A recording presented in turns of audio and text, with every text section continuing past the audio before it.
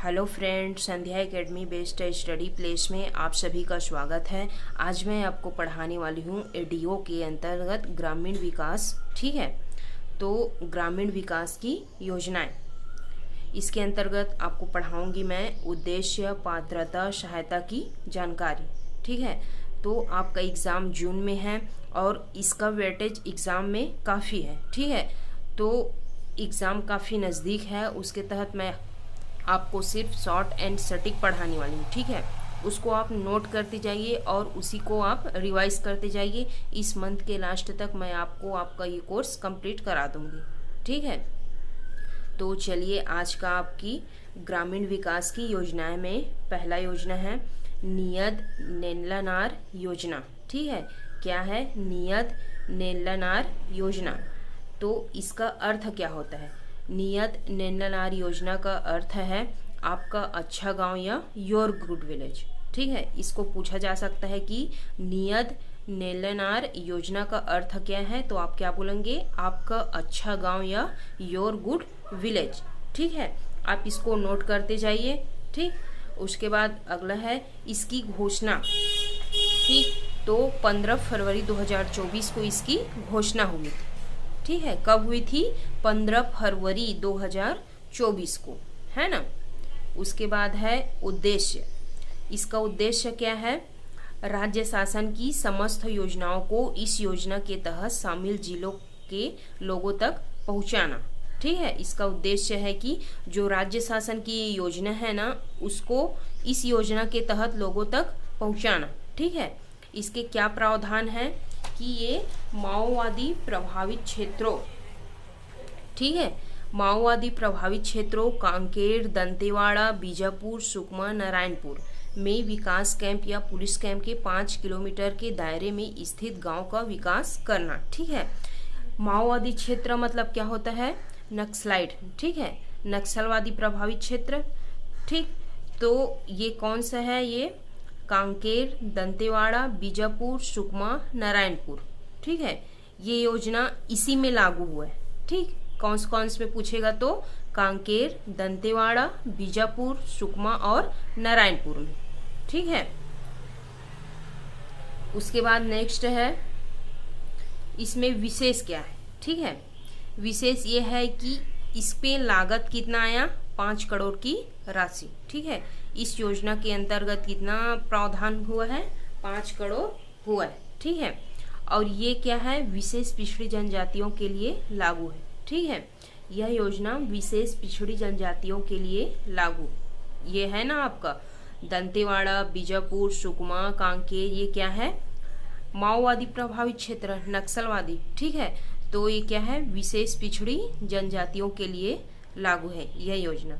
ठीक है, उसके बाद नेक्स्ट है आपका दीनदयाल उपाध्याय भूमिहीन कृषि मजदूर योजना। ठीक है, इसकी शुरुआत कब हुई? 10 दिसंबर 2024 को। ठीक है, दीनदयाल भूमिहीन कृषि मजदूर योजना की शुरुआत कब हुई? 10 दिसंबर 2024 को। ठीक है, स्थान कहाँ? जांजगीर चांपा। ठीक है, इसका उद्देश्य क्या है कि भूमिहीन कृषि मजदूरों को आर्थिक सहायता उपलब्ध कराना। ठीक है, साल में कितना देता है? 10,000 रुपये देता है, किस्त में देता है या एक साथ कभी कभी दे देता है। ठीक है, तो इसमें कौन से लाभार्थी हैं? जो जिनके पास भूमि नहीं रहता ना, समस्त भूमिहीन परिवार हैं, उसी को ये लाभ मिलता है। ठीक है, तो इसके लिए कितना बजट प्रावधान हुआ है? 500 करोड़ का। ठीक है, और यह योजना किसका है? छत्तीसगढ़ शासन का है। ठीक है, आप इसको याद रखिए कि भूमिहीन की योजना की शुरुआत, ठीक है, कब हुआ? 10 दिसंबर 2024 को। ठीक है, इसका नाम चेंज करके ना दीनदयाल उपाध्याय भूमिहीन कृषि मजदूर योजना 10 दिसंबर को स्टार्ट हुआ। ठीक है, इसके पहले मिलता था, है ना, तो आप याद रखिए। फिर नेक्स्ट है आपका श्रद्धांजलि योजना। ठीक है, इसकी शुरुआत कब से हुई? जुलाई 2016 से। ठीक है, श्रद्धांजलि योजना की शुरुआत कब से हुई? जुलाई 2016 से।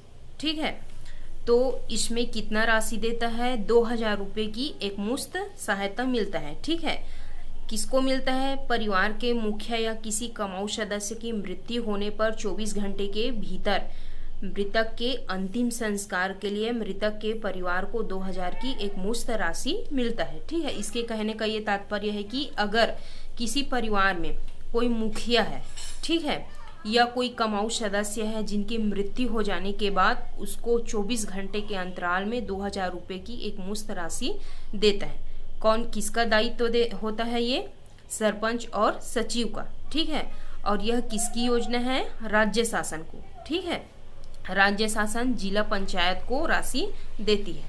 ठीक है, तो 2023-24 के बजट के योजना के अनुसार कितना मतलब लागत हुआ है? इसमें 5 करोड़ की राशि आवंटित हुआ है। ठीक है, तो याद रखिए कि श्रद्धांजलि योजना की शुरुआत कब से हुई? जुलाई 2016 से हुई है और इसमें कितना राशि मिलता है? 2000 रुपये की एक मुश्त राशि मिलता है। ठीक है, और इसका दायित्व किसके ऊपर रहता है? सरपंच और सचिव के पास होता है कि वो मृतक के परिवार को 24 घंटे के अंतराल उसको 2000 रुपये दे दे। ठीक है, ये याद रखिए। नेक्स्ट है स्वामी विवेकानंद युवा प्रोत्साहन योजना। क्या है? स्वामी विवेकानंद युवा प्रोत्साहन योजना। इसका प्रारंभ कब हुआ? 20 जून 2013 को। ठीक है, कब? 20 जून 2013 को। आप इसको नोट करिए कि स्वामी विवेकानंद युवा प्रोत्साहन योजना का प्रारंभ कब हुआ? 20 जून 2013 को। ठीक है, इसका संचालन जनपद स्तर पर हुआ। ठीक है, और इसका उद्देश्य क्या है? ग्रामीण क्षेत्र में यह योजना लागू की गई है। ठीक है, युवा शक्ति को राष्ट्र के विकास में अवसर प्रदान करने के लिए प्रदेश में ग्रामीण में योजना लागू की गई है। ठीक है, युवाओं को प्रोत्साहन देने के लिए। ठीक है, और इसमें शामिल कौन से युवा शामिल होंगे? ग्रामीण क्षेत्र के 15 से 35 आयु वर्ग के युवा ही शामिल होंगे। ठीक है, उसके बाद है प्रशिक्षण कार्य। ग्रामीण युवाओं को सांस्कृतिक गतिविधियों के लिए प्रोत्साहित करना। ठीक है, नेक्स्ट है पर्यावरण के प्रति जागरूकता फैलाना, अंधविश्वास एवं रूढ़िवाद के प्रति जागरूक करना, प्राकृतिक आपदा के नियंत्रण हेतु प्रशिक्षण दिया जाता है। ठीक है, इस योजना के अंतर्गत नशा मुक्ति अभियान भी चलाया गया। ये आप याद रखिए कि किस योजना के अंतर्गत नशा मुक्ति अभियान चलाया गया। ऐसे करके क्वेश्चन करेगा तो स्वामी विवेकानंद युवा प्रोत्साहन के अंतर्गत। ठीक है, उसके बाद है आधुनिक कृषि तकनीक एवं प्रशिक्षण कार्यशाला का आयोजन किया जाता है। ठीक है, इसमें आप पहला पॉइंट नोट कीजिए कि इसका प्रारंभ कब हुआ। ठीक है, तो 20 जून 2013 को। इसका उद्देश्य क्या है कि युवा शक्ति को राष्ट्र के विकास में अवसर प्रदान करने के लिए यह योजना ग्रामीण क्षेत्रों में लागू की गई। ठीक है, और इसमें कौन से युवा शामिल होते हैं? ग्रामीण क्षेत्र के जो 15 से 35 वर्ष आयु वर्ग के होते हैं वो युवा शामिल होते हैं। ठीक है, और ये आपका पॉइंट है अगला कि नशा मुक्ति अभियान चलाया जाता है। ठीक है, और इसके लिए 2023-24 में बजट कितना का हुआ? 7 करोड़ राशि आवंटित किया गया। ठीक है, ये आप याद रखिए। नेक्स्ट है आपका मिनी स्टेडियम योजना। ठीक है, आप नोट करते जाइए। इसकी प्रारंभ कब हुआ? 2015-16 में। ये पूछा जा सकता है कि मिनी स्टेडियम योजना का प्रारंभ कब हुआ? 2015-16 में। इसका उद्देश्य क्या है? ग्रामीण अंचल में निवासरत ग्रामीण युवकों में खेल के प्रति जागरूकता लाने एवं प्रतिभागी को प्रोत्साहित करना तथा खेल के लिए उपयुक्त मैदान उपलब्ध कराना। ठीक है, क्या होता है ये मिनी स्टेडियम कराने का उद्देश्य? ये है कि जो ग्रामीण युवक हैं उसको खेल के प्रति जागरूकता लाने तथा प्रतिभागी को प्रोत्साहित करना व खेल के लिए उपयुक्त मैदान उपलब्ध कराना। ठीक है, इसमें पात्रता क्या है? मिनी स्टेडियम का निर्माण 3000 या उससे अधिक आबादी वाले ग्राम पंचायत। ठीक है, इसमें कौन सा ग्रामीण अंचल में तो ये होता है। ठीक है, बनाते हैं इसको मिनी स्टेडियम में, लेकिन उसका भी एक रूल है कि 3000 या उससे अधिक आबादी वाले ग्राम पंचायत होंगे उसमें ही ये मिनी स्टेडियम का निर्माण किया जाएगा।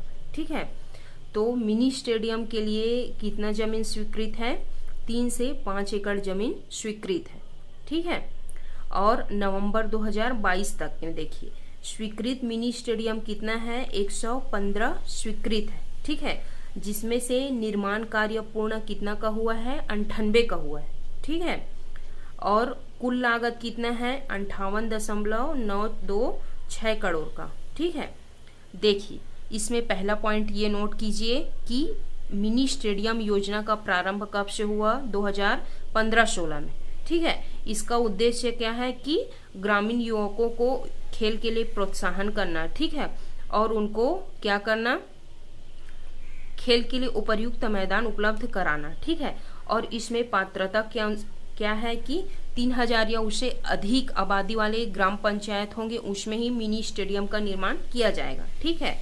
और इसके लिए स्वीकृत राशि कितना है, जमीन 3 से 5 एकड़ जमीन स्वीकृत है, ठीक है। और नवंबर 2022 तक स्वीकृत मिनी स्टेडियम कितना है, 115 है, ठीक है, जिसमें से कितना कंप्लीट हुआ है, 98 कंप्लीट हो गया, ठीक है। और उस 98 में कंप्लीट हुआ है, उसमें लागत कितना का आया है, 58.926 करोड़ का इसमें लागत आया है, ठीक है। नेक्स्ट है आपका मुख्यमंत्री पंचायत सशक्तिकरण योजना, ठीक है। ये इतना इम्पोर्टेंट नहीं है, ठीक है, लेकिन फिर भर देखिए इसको। इसकी प्रारंभ कब हुआ, 2015-16 में, ठीक है। और 2023-24 के बजट में 15 करोड़ राशि का प्रावधान हुआ, ठीक है। ये आप याद रखिए कि मुख्यमंत्री पंचायत सशक्तिकरण योजना का प्रारंभ कब हुआ, 2015-16 में, और 2023-24 के बजट में 15 करोड़ राशि का प्रावधान किया गया है, ठीक है। इसमें ये इम्पोर्टेंट है, त्रिस्तरीय पंचायत पदाधिकारियों के मानदेय में वृद्धि 2023-24 में, ठीक है। इसमें देखिए कि जो पदाधिकारी हैं, अध्यक्ष, उपाध्यक्ष और सदस्य, ठीक है, किसका, जिला पंचायत का, जनपद पंचायत का और ग्राम पंचायत का, ठीक है। तो जो जिला पंचायत के अध्यक्ष होता है उसको कितना मिलता है, 25,000 मिलता है, ठीक है। जैसे कोई जॉब में रहते हैं ना, जैसे कोई टीचर है उसको पर मंथ सैलरी मिलती है, ठीक उसी प्रकार की जो जिला पंचायत के अध्यक्ष है, ठीक है, उसको कितना मिलता है, मंथली 25,000, और उपाध्यक्ष को कितना मिलता है, 15,000, और सदस्य को कितना मिलता है, 10,000, ठीक है। उसी प्रकार जो जनपद पंचायत है, जनपद पंचायत के जो अध्यक्ष है उसको कितना मिलता है, 10,000 मिलता है, और उपाध्यक्ष को कितना मिलता है, 6,000, और सदस्य को कितना मिलता है, 5,000, ठीक है। और अब आते हैं हम ग्राम पंचायत। ग्राम पंचायत के जो सरपंच होते हैं, ठीक है, जो सरपंच होते हैं उसको कितना मिलता है, 4,000, ठीक है। देखिए पहले जो जिला पंचायत है उसमें अध्यक्ष मेन होता है, जनपद पंचायत में अध्यक्ष मेन होता है, लेकिन जो ग्राम पंचायत है, ग्राम पंचायत में सबसे हेड कौन होता है, सरपंच होता है, ठीक है। तो उसको कितना मिलता है, 4,000 मिलता है, ठीक है। और पंच को कितना मिलता है, 500 मिलता है, ठीक है। और यहाँ उपाध्यक्ष कौन होता है, उप सरपंच होता है ना। तो जो उप सरपंच है उसको भी सेम मिलता होगा, ठीक है। तो ये आप याद रखिए, है ना। नेक्स्ट है आपका प्रधानमंत्री सूर्य घर योजना, ठीक है। इसका उद्देश्य क्या है, सौर ऊर्जा आधारित मुक्त बिजली योजना है, ठीक है। प्रधानमंत्री सूर्य घर योजना क्या है, इसका उद्देश्य कि सौर ऊर्जा आधारित मुक्त बिजली योजना है, ठीक है। इसका लक्ष्य क्या है कि सौर ऊर्जा से 1 करोड़ घरों को रोशन करना, ठीक है। प्रति माह 300 यूनिट की फ्री बिजली, ठीक है। इसमें विशेष क्या है, सौर सिस्टम लगाने हेतु सब्सिडी मिलेगा, ठीक है। निवेश क्या है, 75,000 करोड़ रुपए से अधिक, ठीक है। इसका महत्व क्या है कि आर्थिक रूप से बिजली बिल से मुक्ति, रोजगार में वृद्धि, विद्युत के परंपरागत स्रोत पर निर्भरता घटेगी, ठीक है, और आर्थिक सशक्तिकरण, ठीक। तो ये है आपका क्या है, प्रधानमंत्री सूर्य घर योजना, ठीक है। इसमें आप नोट करते जाइए कि इसका उद्देश्य क्या है, कि इसका उद्देश्य है, पहला पॉइंट नोट कीजिए, सौर ऊर्जा आधारित मुक्त बिजली योजना, ठीक है। प्रधानमंत्री सूर्य घर योजना का उद्देश्य है सौर ऊर्जा आधारित मुक्त बिजली योजना, ठीक है। इसका लक्ष्य क्या है कि 1 करोड़ को सौर ऊर्जा से 1 करोड़ घरों को रोशन करना, ठीक है। प्रति माह 300 यूनिट बिजली फ्री, ठीक है। प्रधानमंत्री सूर्य घर योजना से क्या होता है कि सौर सिस्टम लगाने से क्या होगा, सब्सिडी मिलता है, ठीक है, छूट। और इसका जो महत्व है वो क्या है कि आर्थिक रूप से बिजली बिल से मुक्ति, ठीक है, और रोजगार में वृद्धि, विद्युत के परंपरागत स्रोत पर निर्भरता घटेगी, ठीक है, और आर्थिक सशक्तिकरण, है ना। नेक्स्ट है अटल समरसता भवन योजना, ठीक है। इसका उद्देश्य क्या है, गांव में सामाजिक कार्य संपन्न कराने के लिए बड़े भवन की उपलब्धता सुनिश्चित करना, ठीक है। आवश्यक आबादी क्या है, 3000 से अधिक आबादी वाले गांव में अटल समरसता भवन की स्वीकृति। ये इतना इम्पोर्टेंट नहीं है, लेकिन आप खाली इसको देख लीजिए रहेगा, ठीक है, नोट मत कीजिए इसको, ठीक। ये क्या है, नवंबर 2023 तक स्वीकृत भवन कितना है, 118 है। निर्मित भवन कितना है, 101, और राशि कितना है, 22.88 करोड़, ठीक है। इसमें इम्पोर्टेंट क्या है कि वर्ष 2016-17 से अटल समरसता भवन योजना को मुख्यमंत्री समग्र ग्रामीण विकास योजना में शामिल किया गया है, ठीक है। इसमें ये इम्पोर्टेंट है कि 2016-17 से अटल समरसता भवन योजना को मुख्यमंत्री समग्र ग्रामीण विकास योजना में शामिल किया गया, ठीक है। इसमें ये याद रखिए। उसके बाद आपका नेक्स्ट है मुख्यमंत्री आंतरिक गली विद्युतीकरण योजना, ठीक है। ये भी उतना इम्पोर्टेंट नहीं है, लेकिन आप इसको खाली देख लीजिए रहे, ठीक है। इसका प्रारंभ कब हुआ, 2014-15 में मुख्यमंत्री आंतरिक गली विद्युतीकरण योजना प्रारंभ कब हुआ, 2014-15 में। इसका उद्देश्य क्या है कि स्थानीय आवश्यकता के अनुरूप गांव के गलियों में आंतरिक विद्युतीकरण के कार्य किए जाना जा, ठीक है। जो गली है गांव की वो अंधेला रहता है, ठीक है, और क्या है उसको आंतरिक रूप से, ठीक है, विद्युतीकरण के कार्य किया जाना उसमें, ठीक। तो इसके लिए वित्त पोषण क्या है, यह किसका है, राज्य शासन द्वारा 100% राशि उपलब्ध कराई जाएगी, ठीक है। किसके द्वारा, राज्य शासन द्वारा। नेक्स्ट है अटल समरसता भवन योजना, ठीक है। इसका उद्देश्य क्या है, गांव में सामाजिक कार्य संपन्न कराने के लिए बड़े भवन की उपलब्धता सुनिश्चित करना, ठीक है। आवश्यक आबादी क्या है, 3000 से अधिक आबादी वाले गांव में अटल समरसता भवन की स्वीकृति। ये इतना इम्पोर्टेंट नहीं है, लेकिन आप खाली इसको देख लीजिए रहेगा, ठीक है, नोट मत कीजिए इसको, ठीक। ये क्या है, नवंबर 2023 तक स्वीकृत भवन कितना है, 118 है। निर्मित भवन कितना है, 101, और राशि कितना है, 22.88 करोड़, ठीक है। इसमें इम्पोर्टेंट क्या है कि वर्ष 2016-17 से अटल समरसता भवन योजना को मुख्यमंत्री समग्र ग्रामीण विकास योजना में शामिल किया गया है, ठीक है। इसमें ये इम्पोर्टेंट है कि 2016-17 से अटल समरसता भवन योजना को मुख्यमंत्री समग्र ग्रामीण विकास योजना में शामिल किया गया, ठीक है। इसमें ये याद रखिए। उसके बाद आपका नेक्स्ट है मुख्यमंत्री आंतरिक गली विद्युतीकरण योजना, ठीक है। ये भी उतना इम्पोर्टेंट नहीं है, लेकिन आप इसको खाली देख लीजिए रहे, ठीक है।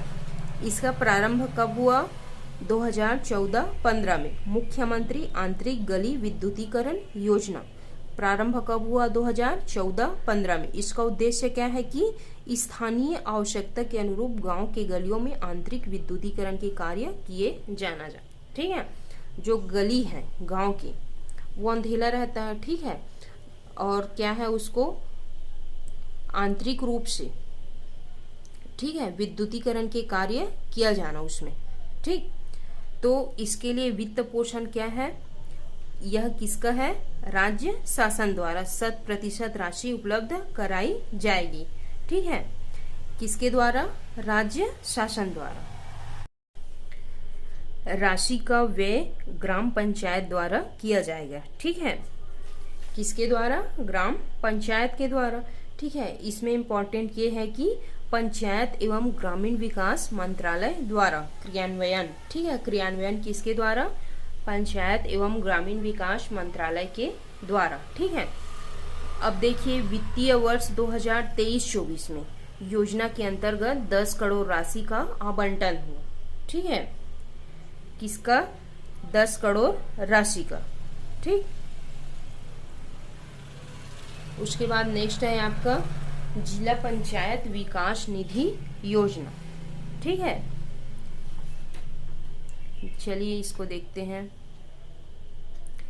इसका जो प्रारंभ है, ठीक है, कब से प्रारंभ हुआ? 2016-17 में। ठीक है, किसका? जिला पंचायत विकास निधि योजना का प्रारंभ 2016-17 में हुआ। ठीक है, इसका उद्देश्य क्या है? नोट करते चलिए, है ना। इसका उद्देश्य ये है कि अपूर्ण कार्यों को पूर्ण करना। ठीक है, ये आपका पहला उद्देश्य हो गया। उसके बाद अगला है निर्माण कार्य की स्वीकृति। ठीक है, उसके बाद नेक्स्ट है पिछड़े हुए ग्रामों में विकास योजना का क्रियान्वयन। ठीक है, उसके बाद है जिला पंचायत प्रतिनिधियों को प्रत्यक्ष रूप से जोड़ना। ठीक है, ये इसका क्या है? उद्देश्य है। इसका जिला पंचायत विकास निधि योजना का। ठीक है, यह किसकी योजना है? राज्य शासन की योजना है। ठीक है, तो अगला देखिए जिला पंचायत सीओ। ठीक, जिला पंचायत विकास कार्य हेतु स्वीकृत राशि की अधिकारिता। ठीक, कितना है? जिला पंचायत अध्यक्ष कितना? 15 लाख, जिला पंचायत उपाध्यक्ष 10 लाख, जिला पंचायत सदस्य 4 लाख। ये क्या है? स्वीकृत राशि है। ठीक है, और देखिए बजट प्रावधान 2023-24 में 22 करोड़ का बजट प्रावधान है। ठीक है, मतलब कि जो 4 विकास खंड वाले जिले हैं, ठीक है, उसमें 1 करोड़ प्रति वर्ष, और जो 5 विकास खंड वाले हैं उसमें 2 करोड़ प्रति वर्ष। ठीक है, ये आप याद रखिए। पिछला हम लोग देखे थे जिला पंचायत विकास निधि योजना। ठीक है, अब है आपका जनपद पंचायत विकास निधि योजना। ठीक है, इसको आप खाली पढ़ लीजिए रहेगा, है ना। आएगा तो आपसे छूटे मत, है ना, ऐसे टाइप से आप पढ़ा रहे हो। तो इसका जो प्रारंभ है ये कब हुआ? 2017-18 में। किसका? जनपद पंचायत विकास निधि योजना का प्रारंभ कब हुआ? 2017-18 में। ठीक है, इसका जो उद्देश्य है वो क्या है? ग्रामीण क्षेत्रों में आर्थिक विकास एवं सामाजिक न्याय के कार्यों को जनपद पंचायत द्वारा सक्षमता से पूर्ण किया जा सके। ठीक है, ये उतना इम्पोर्टेंट नहीं है। ठीक, इसको आप खाली पढ़ लीजिए रहेगा कि जनपद पंचायत विकास कार्य हेतु स्वीकृत राशि कितना है? जनपद पंचायत अध्यक्ष 5 लाख, जनपद पंचायत उपाध्यक्ष 3 लाख, जनपद पंचायत सदस्य 2 लाख। ठीक है, और 2023-24 में इसका बजट कितना? 65.42 करोड़ का प्रावधान किया गया है। ठीक है, ये आप याद रखिए कि जनपद पंचायत विकास निधि योजना के लिए बजट प्रावधान कितना का है? 65.42 करोड़ का। ठीक है, देखिए अब क्या है? ग्रामीण क्षेत्र में जरूरतमंदों के लिए अनाज उपलब्ध व्यवस्था। ठीक है, अनाज व्यवस्था, ग्रामीण क्षेत्र में जरूरतमंदों के लिए अनाज व्यवस्था। ठीक है, इसका जो प्रारंभ है वो कब से हुआ? वर्ष 2012-13 से। आप इसको याद रखिए कि ग्रामीण क्षेत्र में जरूरतमंदों के लिए अनाज व्यवस्था प्रारंभ कब से हुआ? 2012-13 से। ठीक है, इसका उद्देश्य है प्रदेश में सूखाग्रस्त तहसीलों के ग्राम पंचायतों में जरूरतमंद व्यक्तियों के लिए निःशुल्क अनाज उपलब्ध कराने की योजना है। ठीक है, इसका उद्देश्य क्या है? प्रदेश में जो सूखाग्रस्त तहसीलों के ग्राम पंचायत हैं, ठीक है, जहां अनाज उपलब्ध नहीं हो पाता है, ठीक है, वहां निःशुल्क अनाज उपलब्ध कराने की योजना है। ठीक है, इसका उद्देश्य है। उसके बाद अगला है जरूरतमंद व्यक्ति को निःशुल्क खाद्यान्न उपलब्ध कराया जाना। ठीक है, प्रत्येक ग्राम पंचायत में 1 क्विंटल खाद्यान्न सदैव उपलब्ध रहेगा। ठीक है, ग्राम पंचायत में क्या है, खाली नहीं रहेगा। ठीक है, 1 क्विंटल खाद्यान्न हमेशा उपलब्ध रहेगा ही रहेगा। ठीक है, उसके बाद है सरपंच, उप सरपंच, पंच के प्रमाणीकरण के आधार पर तत्काल 5 किलोग्राम खाद्यान्न उपलब्ध कराया जाएगा। ठीक है, किसके प्रमाणीकरण पर, सरपंच, उप सरपंच और पंच के प्रमाणीकरण पर। ठीक है, तो इसमें ये इम्पॉर्टेंट है कि जो ग्रामीण क्षेत्र में ज़रूरतमंद के लिए अनाज व्यवस्था है उसमें क्या है, इसका प्रारंभ कब हुआ, पहला पॉइंट 2012-13 में। ठीक है, उसके बाद अगला पॉइंट नोट कीजिए, निःशुल्क अनाज उपलब्ध कराने की योजना है, इसका उद्देश्य है। ठीक है, ये आप याद रखिए। और प्रत्येक ग्राम पंचायत में 1 क्विंटल खाद्यान्न सदैव उपलब्ध रहेगा। ठीक है, इतना आप याद रखिए। उसके बाद नेक्स्ट है स्वामी आत्मानंद वाचनालय। ठीक है, तो स्वामी आत्मानंद वाचनालय में, ठीक है, इसमें क्या इम्पोर्टेंट है कि वाचनालय में कम से कम एक दैनिक समाचार पत्र उपलब्ध कराने का प्रावधान है। ठीक है, प्रतिवर्ष 5,000 रुपये स्वामी आत्मानंद वाचनालय के लिए निर्धारित किया जाएगा। ठीक है, इसमें इम्पॉर्टेंट है, याद रखिए कि प्रतिवर्ष 5,000 रुपये स्वामी आत्मानंद वाचनालय के लिए निर्धारित किया जाएगा, है ना। उसके बाद है छत्तीसगढ़ राज्य ग्रामीण एवं अन्य पिछड़ा वर्ग क्षेत्र विकास प्राधिकरण। ठीक है, इसका गठन कब हुआ, 2012 में। किसका, ग्रामीण एवं अन्य पिछड़ा वर्ग क्षेत्र विकास प्राधिकरण का। ठीक है, गठन 2012 में हुआ। इसका पुनर्गठन कब हुआ, 2 दिसंबर 2020। ठीक है, आप याद रखिए कि इसका पुनर्गठन कब हुआ, 2 दिसंबर 2020 को। ठीक है, इसका उद्देश्य क्या है, जो ग्रामीण अंचल है उसके ग्रामीण अंचल के विकास के लिए इसका स्थापना किया गया है। ठीक है, फिर है त्रिस्तरीय पंचायती राज संस्थाओं में क्षमता विकास योजना। ठीक है, इसका प्रारंभ कब से हुआ, वर्ष 2016-17 में। ठीक है, यह योजना क्या है, राज्य पोषित योजना है। ठीक है, छत्तीसगढ़ शासन का। ठीक है, ये राज्य पोषित योजना है। ठीक है, इसका उद्देश्य क्या है, इसका उद्देश्य त्रिस्तरीय पंचायती राज संस्थाओं के क्षमता विकास हेतु प्रशिक्षण संस्थान, पंचायत क्षेत्र में निर्मित भवनों का अतिरिक्त कार्य, सुविधा में वृद्धि, अधोसंरचना निर्माण, अनुरक्षण। ठीक है, ये है इसका उद्देश्य, है ना। उसके बाद बजट प्रावधान, 2023-24 में 20 करोड़ राशि का बजट प्रावधान किया गया है। कितना, 20 करोड़ राशि का। ठीक है, उसके बाद है योजना अंतर्गत कुल 344 कार्यों हेतु 19.90 करोड़ की अनुशंसा की गई है। ठीक है, कितना कार्य हेतु, 344 कार्यों हेतु 19.90 करोड़ की अनुशंसा की गई है। ठीक है, इसमें ये इम्पोर्टेंट है कि योजना, ठीक है, ये क्या योजना है, राज्य पोषित योजना है। ये आप याद रखिए, कौन सा, त्रिस्तरीय पंचायती राज संस्थाओं में क्षमता विकास योजना, ये राज्य पोषित योजना है। ठीक है, उसके बाद है ग्रामीण संपर्क प्रशिक्षण अनुसंधान केंद्र। ठीक है, इसकी भूमिका, ग्रामीण सड़क संपर्क नेटवर्क निर्माण के उपर्युक्त प्रबंधन, प्रशिक्षण, रख रखाव एवं अनुसंधान के द्वारा ग्रामीण जनों को उचित लाभ पहुंचाने के उद्देश्य से ADB, एशियन डेवलपमेंट बैंक के वित्तीय सहायता से 5 राज्यों में ग्रामीण संपर्क प्रशिक्षण अनुसंधान केंद्र की स्थापना की गई। ठीक है, इसमें याद रखिए कि ग्रामीण प्रशिक्षण संस्थान ग्रामीण संपर्क प्रशिक्षण संस्थान अनुसंधान केंद्र की स्थापना कितने राज्यों में की गई, पूछा जाएगा तो कितने राज्यों में, 5 राज्यों में।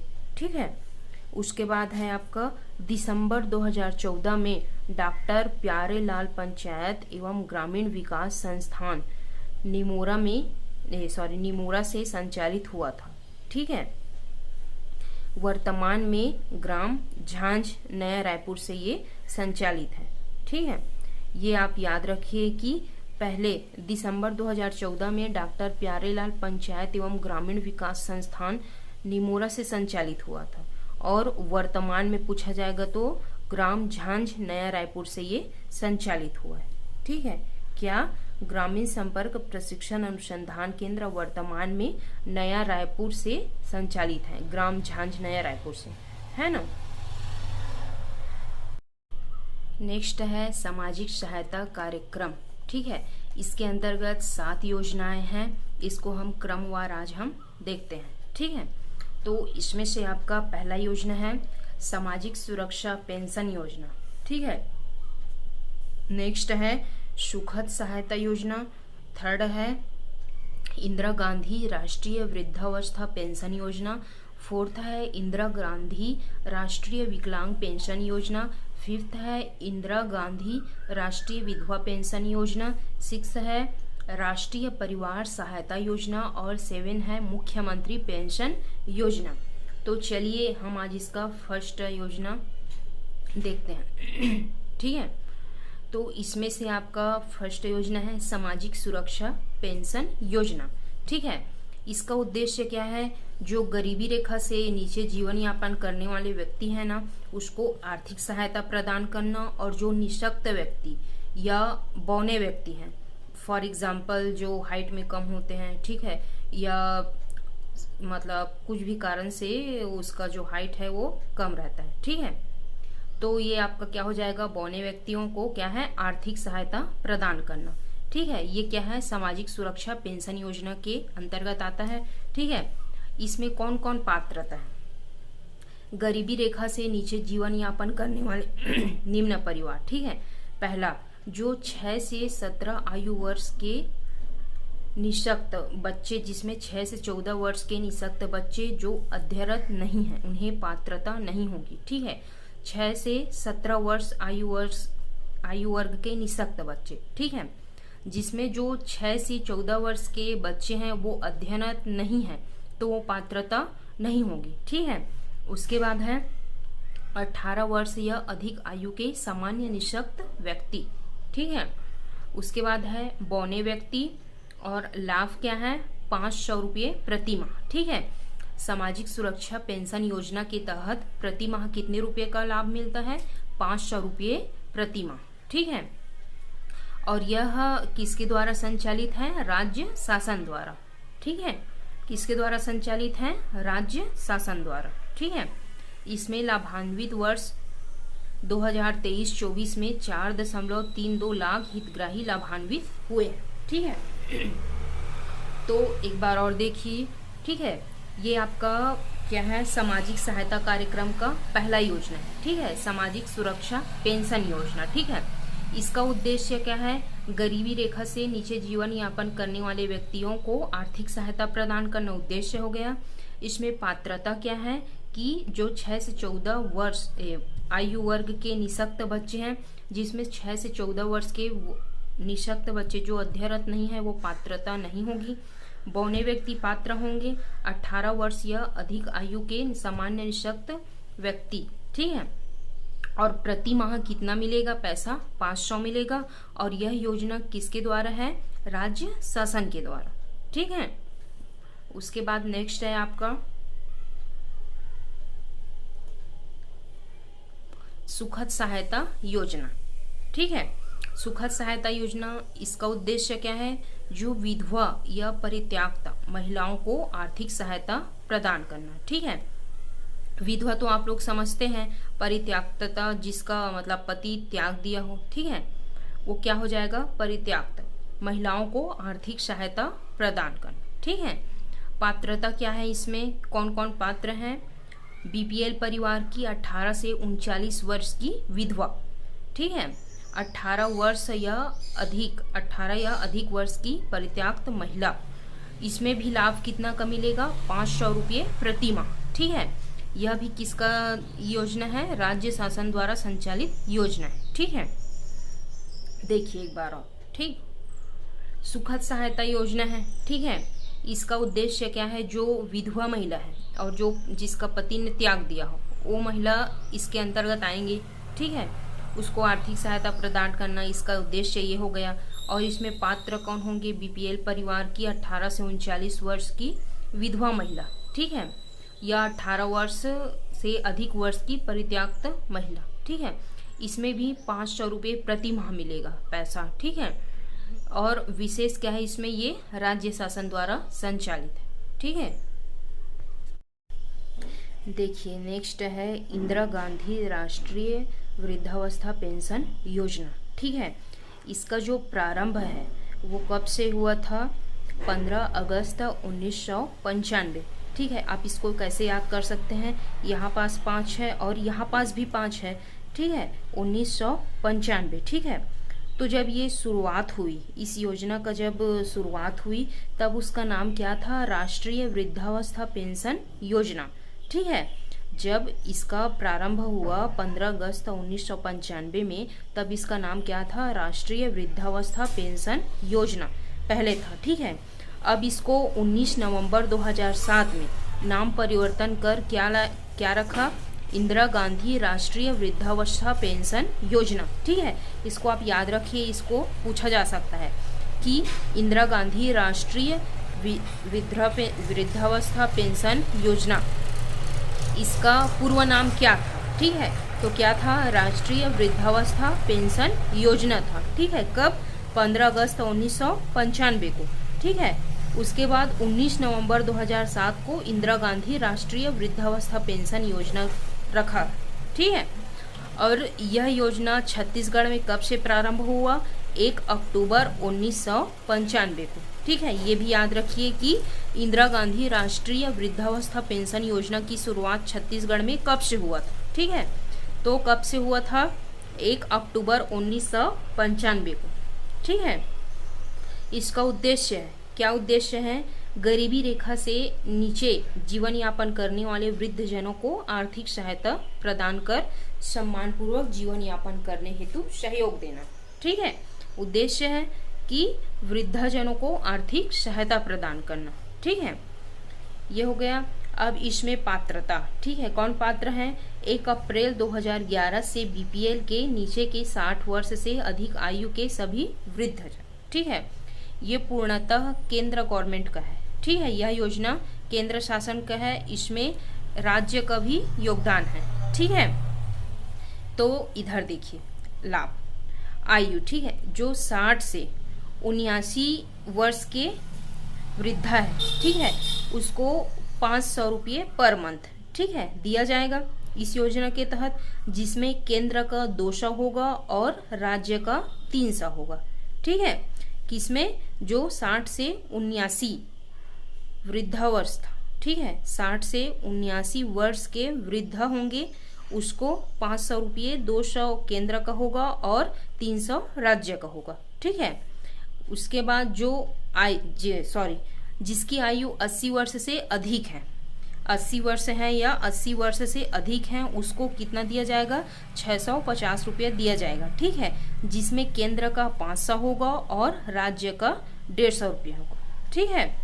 ये आप अच्छे से ध्यान रखिए कि इंदिरा गांधी राष्ट्रीय वृद्धावस्था पेंशन योजना के तहत जो 60 से 79 वर्ष के वृद्धा होते हैं उसको कितना मिलता है? 500 मिलता है। और जो 80 या 80 से अधिक होता है उसको कितना मिलता है? 650 रुपया मिलता है, ठीक है। ये आप याद रखिए, ठीक। उसके बाद है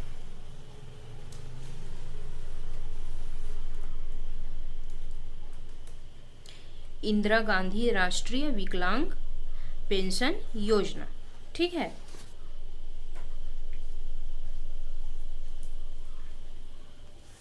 अब देखिए ये अगला योजना है इंदिरा गांधी राष्ट्रीय विकलांग पेंशन योजना, ठीक है। इसका प्रारंभ कब से हुआ है? फरवरी 2009 से, ठीक है।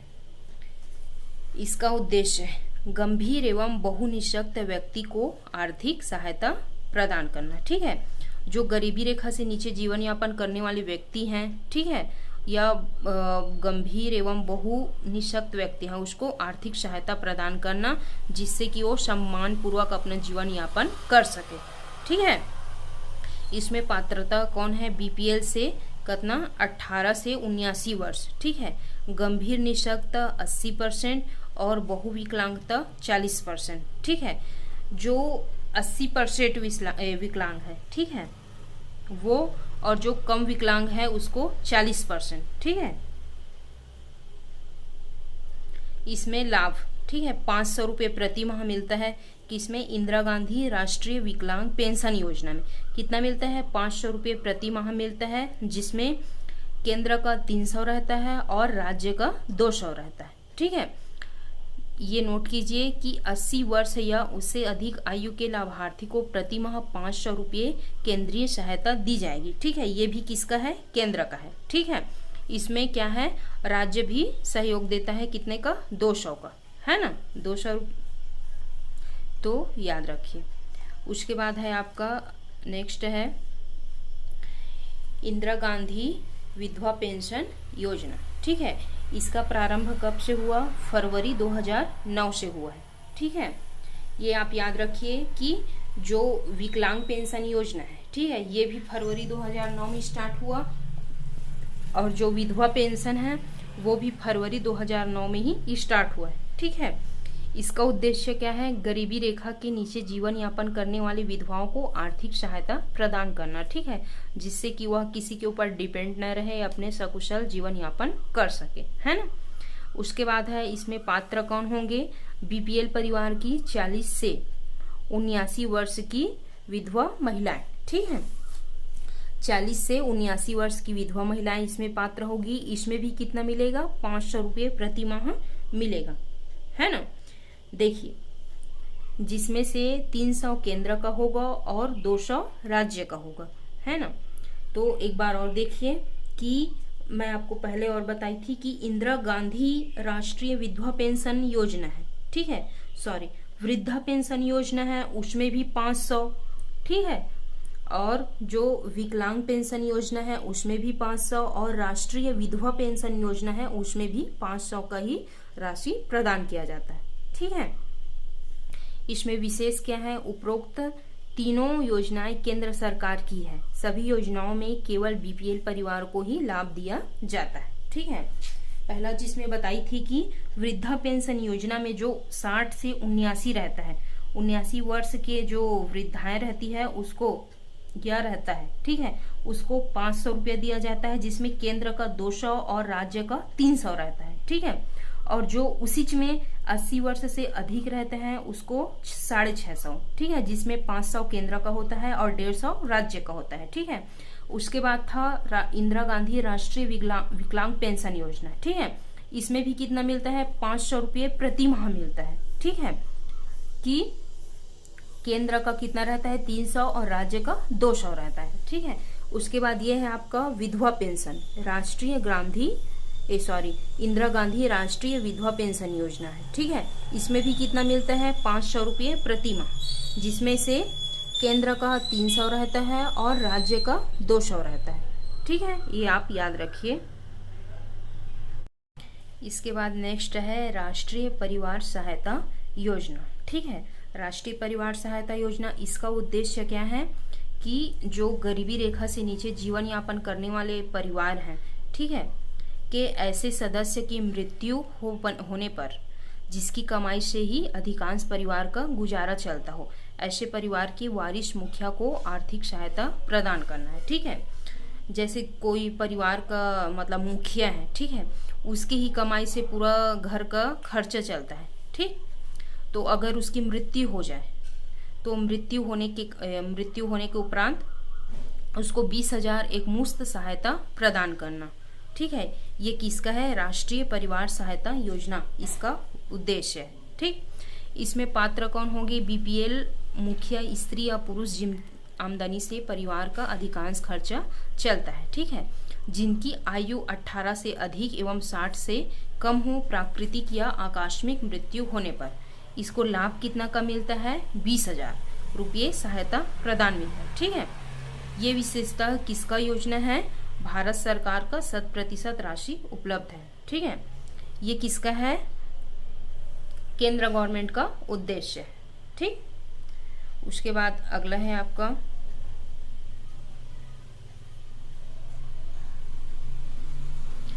मुख्यमंत्री पेंशन योजना, ठीक। इसका प्रारंभ कब से हुआ है? 2018 से। मुख्यमंत्री पेंशन योजना का प्रारंभ कब से हुआ? 2018 से। इसमें कौन पात्र होंगे? जो छत्तीसगढ़ के मूल निवासी हैं वो, जिसकी आयु 60 वर्ष से अधिक है या 60 वर्ष है वो, और 18 वर्ष या अधिक आयु की विधवा या विवाहोपरांत परित्यक्त महिला, ये सब किस में आएंगे? मुख्यमंत्री पेंशन योजना में। ठीक है। और इसमें कितने का लाभ मिलता है? 500 रुपये प्रति माह मिलता है। ठीक। तो इसमें क्या इम्पोर्टेंट है कि इसका प्रारंभ कब से हुआ है? 2018 में हुआ है। इसमें पात्र कौन होंगे? जो छत्तीसगढ़ के निवासी हैं, जिसकी आयु 18 वर्ष हो या उससे अधिक है, और जो विधवा है या विवाह उपरांत परित्यक्त महिला है वो। ठीक है। इसमें क्या हो जाएगी? पात्र हो जाएगी, और इसमें प्रति माह 500 रुपये राशि मिलेगा। ये आप याद रखिए। ठीक है। चलिए, इसके बाद है आपका अन्य सामाजिक सहायता योजनाएं। ठीक है। श्रमेव जयते मुख्यमंत्री निर्माण श्रमिक पेंशन योजना। ठीक है। इसका प्रारंभ कब से हुआ है? 29 फरवरी 2024 से। ठीक है। इसका संचालन कौन करता है? श्रम विभाग एवं छत्तीसगढ़ शासन। ठीक है। इसका प्रावधान क्या है? देखिए, जिनकी आयु 18 वर्ष पूरी हो चुकी है एवं 10 वर्ष तक निर्माण श्रमिक के रूप में पंजीकृत है। ठीक है। जीवन पर्यंत 1500 रुपये प्रति माह की दर से पेंशन दी जाएगी। ठीक है। किसको? जो 60 वर्ष पूरी कर चुकी हो एवं 10 वर्ष से अधिक श्रमिक के रूप में पंजीकृत हो। ठीक है। 10 वर्ष तक निर्माण श्रमिक के रूप में पंजीकृत है। ठीक है। उसको यह कितना मिलेगा? जीवन पर्यंत 1500 रुपये पेंशन के रूप में दी जाएगी। ठीक है। अगर वो व्यक्ति मतलब जो श्रमिक, ठीक है, जो पेंशनधारी श्रमिक है, उसकी मृत्यु हो जाती है तो उनका जो आश्रित है फैमिली के, ठीक है, उसको कितना मिले जाएगा? 750 रुपये मासिक पेंशन दिया जाएगा। ठीक है। ये याद रखिए कि श्रमेव जयते मुख्यमंत्री निर्माण श्रमिक पेंशन योजना है। ठीक है। इसका प्रारंभ कब से हुआ था? 29 फरवरी 2024 को। ठीक है। इसका संचालन श्रम विभाग और छत्तीसगढ़ शासन का है। ठीक है। इसमें क्या है कि जिनकी आयु 18 वर्ष हो चुकी है या तो जो 10 वर्ष तक श्रमिक एवं जिनकी आयु 18 वर्ष पूरी हो चुकी है और 10 वर्ष तक निर्माण श्रमिक के रूप में पंजीकृत है, उसको कितना मिलेगा? जीवन पर्यंत 1500 रुपये प्रति माह दिया जाएगा। ठीक है।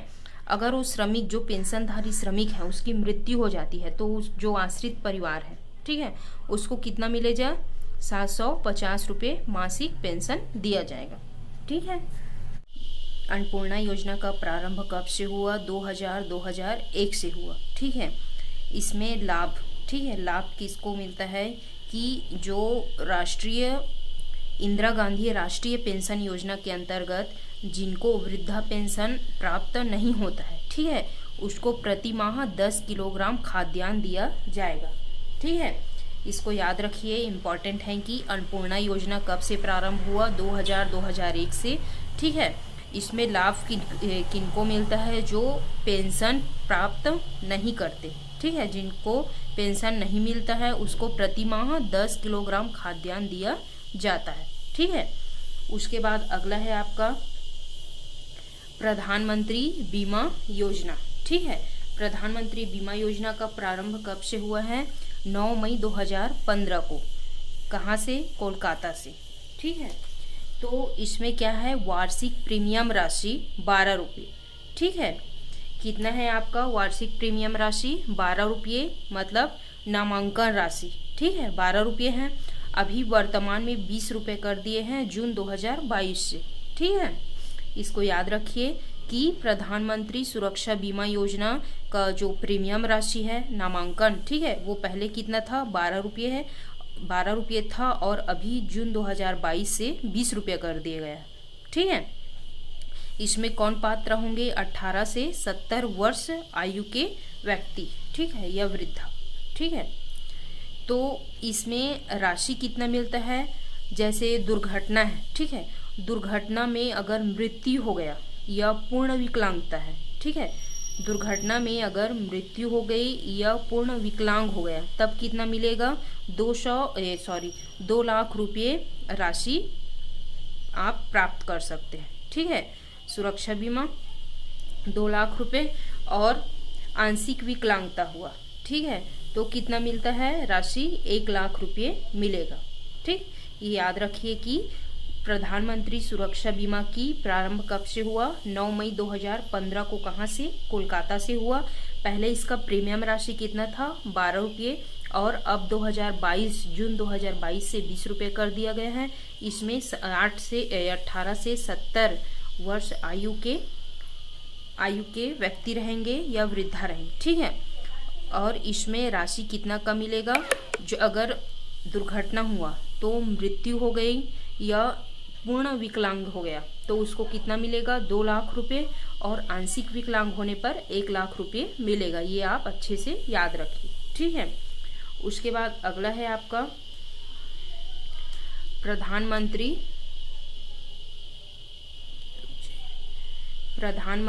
आदर्श ग्राम योजना। ठीक है, इसका प्रारंभ कब से हुआ? वर्ष 2009-10 से हुआ है।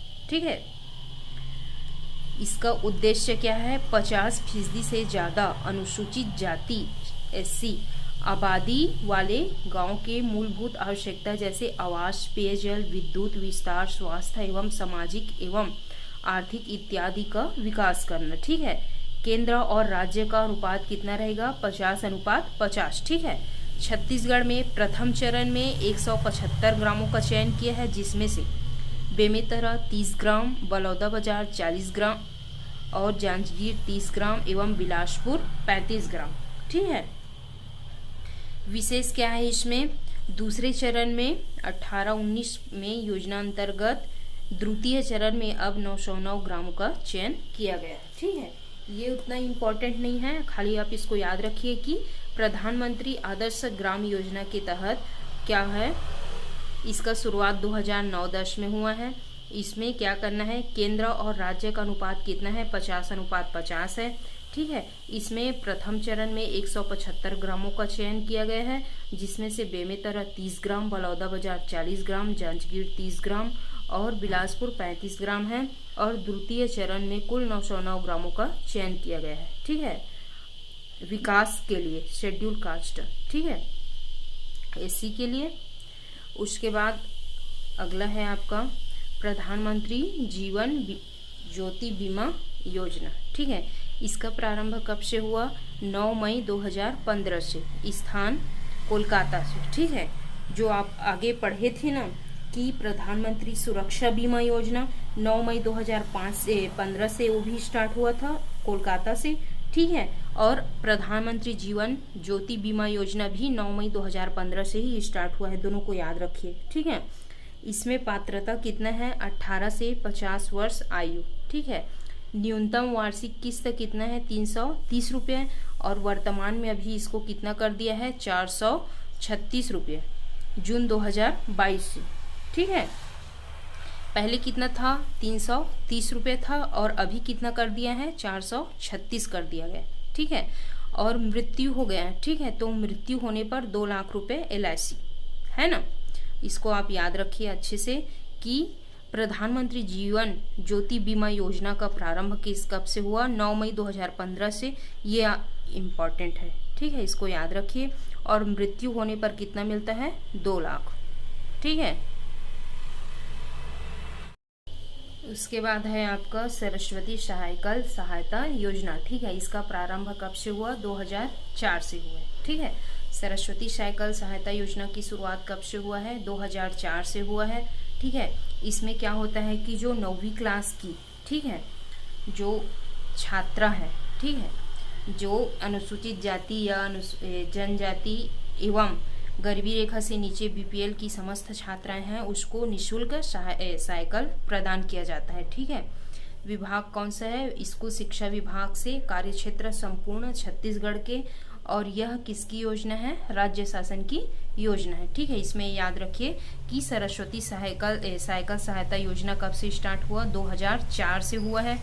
ठीक है, इसमें 9वीं क्लास की जो अनुसूचित जाति, जनजाति एवं गरीबी रेखा के नीचे BPL परिवार की समस्त छात्राएं हैं, उसको साइकिल प्रदान किया जाता है। ठीक है, उसके बाद नेक्स्ट है आपका सुकन्या समृद्धि खाता। ठीक है, ये कहाँ है, प्रारंभ कब से हुआ, 22 जनवरी 2015 से। इसको आप खाली देखिए बस ना, ठीक। आ सकता है तो आप अगर एग्जाम में आएगा, ठीक है, मान लो तो याद रखिए इसको। सुकन्या समृद्धि खाता 22 जनवरी 2015 से, ठीक है। इसका उद्देश्य क्या है, बेटी बचाओ और बेटी पढ़ाओ योजना का एक भाग है, ठीक। इसमें 9.1% की वार्षिक दर से लाभ प्राप्त होता है। वित्तीय वर्ष 2015-16 में यह दर बढ़कर 9.2% कर दी गई, ठीक है। इसको आप खाली याद रखिए, है ना। उसके बाद है आपका अटल पेंशन योजना, ठीक है। इसका उद्देश्य क्या है, जो निजी क्षेत्र में कार्यरत व्यक्ति हैं, ठीक है, उन्हें निश्चित पेंशन प्राप्त करने के लिए यह योजना प्रारंभ किया गया है। इसका प्रीमियम कितना है, 1000 से 5000 रुपये व्यय कर, ठीक है। लाभार्थी कौन है इसमें, अंशदायी व्यक्ति के मृत्यु होने पर उसकी पत्नी या नामित व्यक्ति पेंशन पर संचित राशि का दावा कर सकता है, ठीक है, किसमें, अटल पेंशन योजना में। प्रीमियम राशि कितना है, 1000 से 5000 रुपये व्यय कर, ठीक है। इसमें उतना इम्पोर्टेंट नहीं है लेकिन देख लीजिए रहेगा, ठीक है। उसके बाद है आपका दिव्यांगजनों के लिए छात्रवृत्ति योजना, ठीक है। जो अध्ययनरत दिव्यांग विद्यार्थी हैं उसको कक्षा अनुसार 150 से 190 रुपये प्रति माह छात्रवृत्ति प्रदान होगा, ठीक है। और जो दृष्टिबाधित छात्रों हैं उसको 100 रुपये प्रति माह भत्ता प्रदान किया जाएगा, ठीक है। ये आप याद रखिए, ठीक। कक्षा अनुसार 150 से 190 रुपये प्रति माह और जो दृष्टिबाधित छात्र है उसको 100 रुपये प्रति माह दिया जाएगा, ठीक। उसके बाद है आपका निःशक्त विवाह प्रोत्साहन योजना, ठीक है। इसमें क्या हो जाएगा, दिव्यांग व्यक्तियों के सामाजिक पुनर्वास एवं उन्हें स्वावलंबी बनाने के उद्देश्य से, ठीक है। जो छत्तीसगढ़ का मूल निवासी है, दिव्यांग महिला की आयु 18 से 45 वर्ष की हो, दिव्यांग पुरुष की आयु 21 से 45 वर्ष की हो, ठीक है। आयकर दाता श्रेणी में नहीं आता है, ठीक। लाभार्थी कौन होंगे इसमें, एक व्यक्ति दिव्यांग होने पर 50,000 रुपये सहायता राशि, वर वधु दिव्यांग होने पर 1 लाख रुपए की राशि दिया जाता है, ठीक है। ये याद रखिए निःशक्त विवाह प्रोत्साहन योजना में, है ना। अगर सिर्फ एक विकलांग है तो उसको 50,000 रुपये और वर वधु दोनों विकलांग है तो उसको 1 लाख रुपए राशि दी जाएगी, ठीक है। उसके बाद अगला है आपका निःशक्तजन सिविल सेवा प्रोत्साहन योजना, ठीक है। इसका उद्देश्य क्या है, दिव्यांग मेधावी व्यक्तियों को सिविल सेवा के क्षेत्र में प्रतियोगी परीक्षाओं में उत्तीर्ण होने के लिए प्रोत्साहित करने हेतु सिविल सेवा प्रोत्साहन योजना प्रारंभ की गई है, ठीक है। इसमें लाभार्थी कौन होंगे, प्रारंभिक परीक्षा में उत्तीर्ण होने पर 20,000 रुपये एक मुश्त, मुख्य परीक्षा में उत्तीर्ण होने पर 30,000 रुपये एक मुश्त, ठीक है। संघ या छत्तीसगढ़ लोक सेवा में चयन होने पर 50,000 एक मुश्त राशि दिया जाएगा, ठीक है। देखिए इसमें क्या बोला है, अगर प्रारंभिक एग्जाम क्लियर हो जाएगा तो उसको 20,000, अगर मुख्य एग्जाम क्लियर हो जाएगा तो 30,000 और यदि चयन हो गया, ठीक है, छत्तीसगढ़ लोक सेवा आयोग में चयन हो गया तो उसको 50,000 रुपये की एक मुश्त राशि दिया जाएगा, किसमें, निःशक्तजन सिविल सेवा प्रोत्साहन योजना में, ठीक है। जो दिव्यांग मेधावी छात्र हो व्यक्तियों को, ठीक है, याद रखिए। उसके बाद अगला है चिराग परियोजना, ठीक है। इसका प्रारंभ कब से हुआ, 24 नवंबर 2021 से हुआ है, ठीक है। इसका उद्देश्य क्या है, जिले के किसानों की आमदनी बढ़ाना, ठीक है। इसमें सहायता राशि कितना है, 730 करोड़ विश्व बैंक के द्वारा, ठीक है। शामिल जिले हैं 15 जिलों के 27 विकास खंड, ठीक है। इसमें विशेष क्या है, चिराग परियोजना के अंतर्गत कृषि के साथ साथ पशुपालन, डेयरी, मछली पालन, कुक्कुट पालन, मशरूम पालन तथा अन्य आयमूलक गतिविधियों का क्रियान्वयन किया जाता है, ठीक है। इसमें याद रखिए कि चिराग परियोजना का प्रारंभ कब से हुआ है, 24 नवंबर 2021 से, ठीक है। 24 नवंबर 2021 से